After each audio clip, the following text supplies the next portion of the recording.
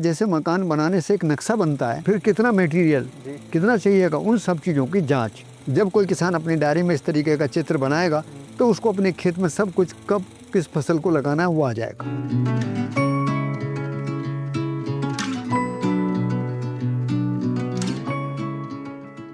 Sir, इसको अब थोड़ा सा और आगे लेके जाते हैं। हमने इसको अपने देश के पॉइंट ऑफ व्यू से भी देखा है और अब इसको हम ग्लोबल पर्सपेक्टिव से भी देखना चाहते हैं कि भारत की आज की स्थिति इन एग्रीकल्चर, ऑर्गेनिक और प्राकृतिक खेती है, वो कहाँ पे हम स्टैंड करते हैं ग्लोबली, क्योंकि अल्टीमेटली तो हम एक ही ग्रह में एक साथ रह रहे हैं, को एग्जिस्टेंस है। तो हम कहाँ पर हैं, ग्लोबल जो दृष्टिकोण है वो खेती को लेकर कैसे है, और हम जो नई जो पीढ़ी है उनका भविष्य आपको कैसा लगता है? देखिए, बड़ा सवाल आपने ये पूछा है कि भारतीय कृषि और अंतर्राष्ट्रीय परिदृश्य को देखते हैं जी।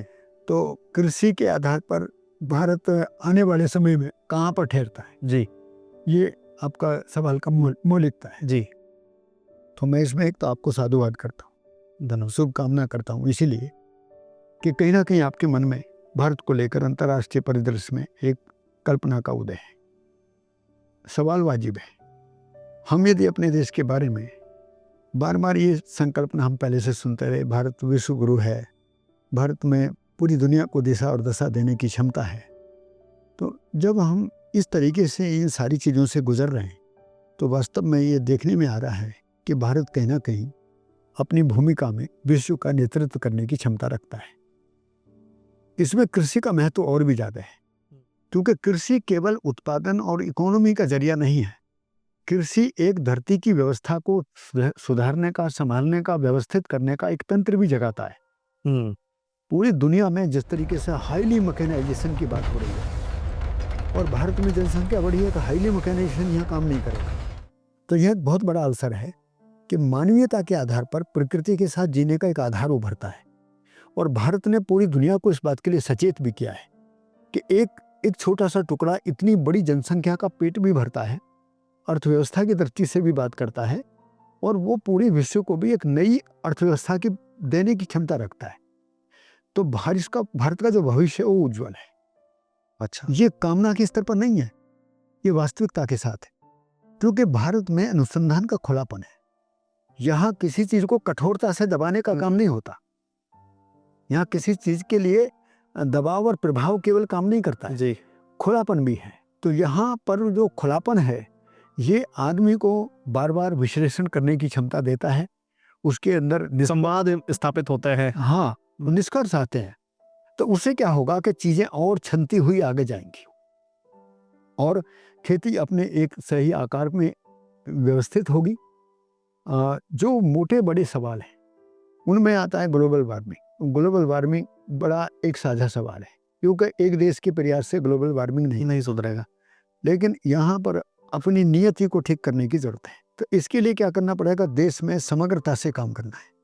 समग्रता क्या है, हमको कृषि के अनुसंधान को व्यवस्था सहज करना पड़ेगा और व्यापार प्रवृत्ति को कम करना है।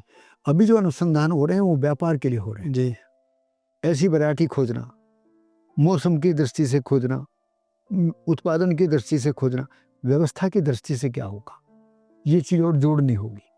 कृषि नीति के आकार को ठीक करना होगा कि हम अपने संसाधनों का संरक्षण कैसे करेंगे, उनका सदुपयोग कैसे होगा, हमारा जीने का प्रयोजन क्या है, ये तय करना होगा। मुद्दा किसी धरती को बचाने का नहीं है, मुद्दा पूरी धरती को व्यवस्थित करके जीने का है। अब इसमें देश और दुनिया का चित्रण अलग अलग नहीं आता, एक ही आता है। इस आधार पर एक और भी बड़ी बात उपलब्ध होती है कि जो व्यापार मानसिकता से पूरी दुनिया भाग रही है उसको भी हम कहीं ना कहीं शिक्षा में एक मौलिक परिवर्तन के जरिए पूरा कर सकते हैं। जैसे शिक्षा का काम क्या है कि जो अनुसंधान, शोध और नीति में जो चीज़ें आई हैं, जो कंटेंट आया है, अब उसको हम कैरिकुलम में एक फ्रेमिंग करते हुए हम अपने बच्चों को किस आयु में कैसे परोसें। जी, तो हमें अपनी शिक्षा पर भी बात करने की जरूरत है। जैसे नई शिक्षा नीति आई, तो अभी नई शिक्षा नीति भी बहुत अधूरी है। उसमें क्या है, बिखरी हुई चीज़ों को एक जगह लाने की कोशिश की गई है, लेकिन बिखरी हुई चीज़ों का समन्वय नहीं होता है जब तक हम सहअस्तित्व में उन चीज़ों की वास्तविकता को नहीं समझेंगे। समन्वयता का मूल जो आधार है वो सहअस्तित्व है। बिखरी हुई चीजों को साथ लाएंगे वो आती नहीं। जैसे विशेषज्ञता कभी भी समन्वयता में आती ही नहीं, नहीं आती। वो क्या टुकड़े टुकड़े में बिखरती है। लेकिन जब विशेषज्ञता का गोल एक होता है, वो गोल एक होते ही फिर विशेषज्ञता गोल को अर्पित हो जाती है। तो गोल है व्यवस्था, तो व्यवस्था पूर्वक जीना, व्यवस्था में जीना, व्यवस्था के लिए जीना, जब ये गोल बनते हैं तो इस आधार पर सहअस्तित्व को समझना एक महत्वपूर्ण आवश्यकता बन जाता है।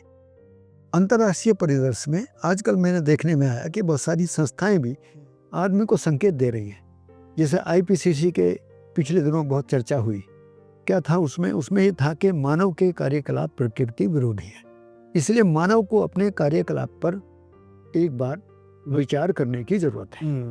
अब कौन विचार करेगा, कब विचार करेगा, कैसे शुरुआत होगी? क्योंकि जब तक हम अपने को विशेषज्ञ माने बैठे, हम सामान्यता की बात ही नहीं करते, हम ज्ञान की बात ही नहीं करते, हम आदमी की बात ही नहीं करते, हम तो अपनी व्यवस्था की बात नहीं करते और हम केवल उसी हिस्से की बात कर रहे हैं। जैसे पशुपालन का काम करने वाले पशुपालन की बात करेगा, बागवानी का बागवानी की बात करेगा, औषधि वाला औषधि की बात करेगा, लेकिन समन्वयता की दृष्टि कैसे काम करेगी, उसमें भूमि की उर्वरता कैसे समृद्ध होगी, उसमें उसका बैक्टीरियल जो लोड है वो कैसे समृद्ध होगा, ये तो बहुत बड़े सवाल हैं, मौलिक सवाल हैं।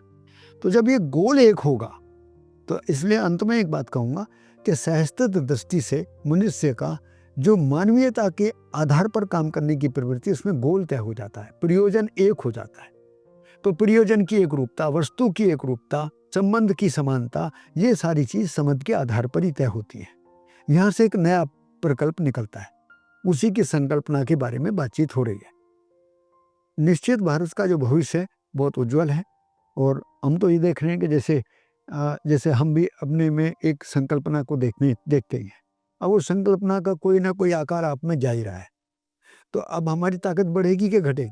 बढ़ेगी। हमारी जो 40 साल की कमाई है वो आपको मिल गई 4 घंटे में, मान लिया, तो क्या हो जाएगा?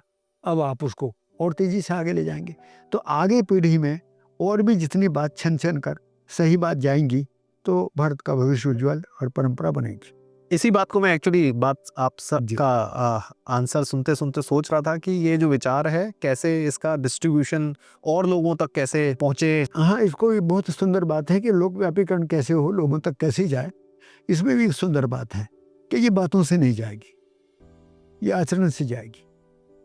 अर्थात आपका विचार और आपका व्यवहार और कार्य जब एक रूपता में आ जाएगा तो ये जाएगी, इसको कोई रोकने वाला नहीं है। ये जब तक रुकावट है कि हम बोल कुछ हो रहे हैं, सोच कर कुछ कर रहे हैं, तो ये रुकावट का कारण हम ही है।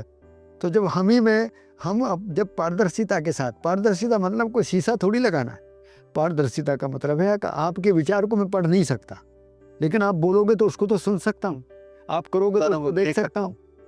तो मैंने आपके बोलने और आपके करने में आपके विचार को भी जांच लिया कि आप में ये समानता है, तो मुझे यकीन हो गया कि ये तो जीने लायक बात है, ये सुंदर बात है। जी, तो सर आज की इस मुलाकात के अंतिम चरण की तरफ अब चलते हैं। बहुत कुछ ये लंबी बात हम कर सकते थे और आगे भी अवसर मिलेगा तो ज़रूर आपसे मिलने के लिए रिक्वेस्ट करेंगे हम। और क्योंकि आपके पास एक बहुत बड़ा टाइम फ्रेम जिसमें आपने ये ज्ञान अर्जित किया है, मैं आपसे ये रिक्वेस्ट करना चाहूँगा कि युवा पीढ़ी के लिए उनको लेके आपके पास क्या राय है, क्या उनको आप एडवाइस देना चाहिए? ये सवाल आपने बहुत सुंदर सवाल पूछा है और मैं इसलिए सभी का, कृषि जगत के सभी मनुष्यों का बहुत हृदय से सम्मान करता हूँ। और ये सवाल मुझे आदरणीय जो हमारे देश में अभी जिनका निधन हुआ है, हम उनको कृषि में हरित क्रांति के पुरोधा आदरणीय स्वामीनाथन जी, स्वामीनाथन जी ने भी ये सवाल मेरे से पूछा था। अच्छा। एक बार मुलाकात हुई थी तो उन्होंने सारी बातों को स्वीकारते हुए उन्होंने कहा कि हमने उपलब्धि भी बहुत की है, लेकिन बहुत सारी चीज़ें खोई हुई हैं और उसमें एक बड़ी समस्या हमारे सामने ये है कि हम नौजवान पीढ़ी को इसमें कैसे लाएं। जी, तो इसका एक ही उत्तर है, प्रकृति की व्यवस्था में जो गुणात्मक उत्पादन क्रिया है जी, उसको समझाते हुए यदि हम कृषि को व्यवसाय के रूप में स्थापित कर दें, ये देश का सौभाग्य इस समय। जैसे हम लोग एफपीओ को तो आगे बढ़ा ही रहे हैं, तो एफपीओ को युवा भारत के लिए अभी तो 10,000 एफपीओ की बात है, मैं तो कहूँगा हर 2-3 गांव के बीच में एफपीओ बन सकता है और हर गांव अपने आप में एक एफपीओ है। तो यदि हर गांव के स्तर पर हम यदि एक एफपीओ की कल्पना करें तो उसमें नौजवान बच्चों के लिए अपार संभावनाएं और सम्मानजनक संभावनाएं, क्योंकि एक गांव 10-15 करोड़ रुपए का बिजनेस आसानी से कर सकता है। ये भारत की गांव की ताकत है। हमें केवल देखना ही पड़ेगा कि हमने उन बच्चों को नौकरी के लिए पढ़ाया था। अब हम क्या करेंगे? अब हम उनके अंदर कृषि को आधार मानकर उनके अंदर उद्यमिता, उनके अंदर व्यवसाय प्रवृत्ति, उनके अंदर मैनेजमेंट की प्रवृत्ति हमको बढ़ानी है।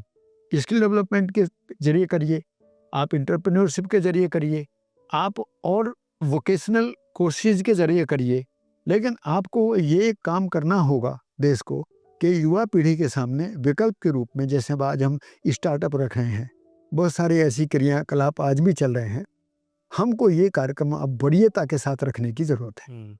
क्योंकि इस देश में कृषि जगत का जो इकोनॉमी है और कृषि जगत का जो एक विराट स्वरूप है, उसमें पूरे देश के नौजवानों को बहुत अच्छे रोजगार की संभावना है। जी, कुछ प्रोडक्शन में लगेंगे, कुछ एलाइड एक्टिविटीज में लगेंगे, कुछ लोग प्रोसेसिंग में लगेंगे, कुछ मार्केटिंग में लगेंगे और कुछ मैकेनाइजेशन में लगेंगे, कुछ एलाइड एक्टिविटीज है, बी कीपिंग है, सीड प्रोडक्शन है, फिशरीज है। देश में अपार संभावना है।